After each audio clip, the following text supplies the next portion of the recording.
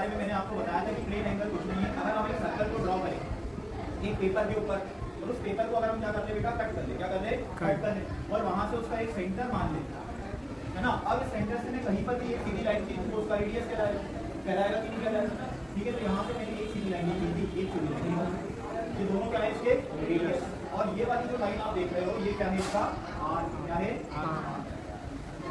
ये हो गया आर, है ना। इसको हम क्या बोलते हैं, आर, ठीक है। और ये क्या है हमारा रेडियस।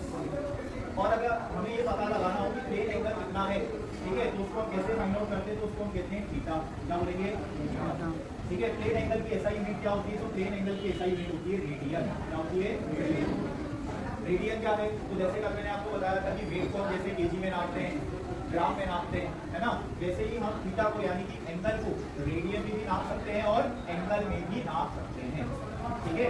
अब ये जो रेडियन है इसका क्या फॉर्मूला होगा, तो भाई रेडियन निकालने का फॉर्मूला होगा आर्क लेंथ अपॉन, ठीक है। इसको ध्यान रखोगे, ये समझ में आया। प्लेन एंगल क्या है भाई, एक 2D स्ट्रक्चर है। अब हमने पेपर काट के निकाला, 3D नहीं है, क्या है, 2D। लेकिन ये जो सॉलिड एंगल अपन देख रहे हैं ये 2D स्ट्रक्चर नहीं बनेगा, ये कैसा बनेगा, 3D स्ट्रक्चर बनेगा। अब ये कैसे बनेगा, सपोज आप एक तरबूज लेके आए, तरबूज वाला तरबूज काट के चेक कराता है ना, कैसे कराता है, तो उसमें ऐसे कट लगाएगा, एक स्क्वायर बनाएगा उसको, है ना। और जब वो उसको बाहर निकालता है तो वो एकदम कोन शेप का बना होता है। अब वो जो कोन शेप का बना हुआ है वो कुछ इस प्रकार से दिखाई देगा आपको,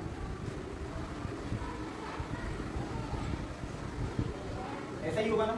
ये 3D स्ट्रक्चर है, 2D नहीं, ठीक है। अब यहाँ पर कुछ एक एंगल बन रहा होगा, एक 3D एंगल बन रहा होगा, क्या बन रहा होगा, एक 3D एंगल। अब ये जो 3D एंगल बन रहा है यही क्या है, हमारा सॉलिड एंगल है। इसी को हम क्या बोलते हैं, सॉलिड एंगल। इसको हम कैसे कैलकुलेट करते हैं, तो इसको हम कैलकुलेट करते हैं स्टेरेडियन। किसमें कैलकुलेट करते हैं, स्टेरेडियन।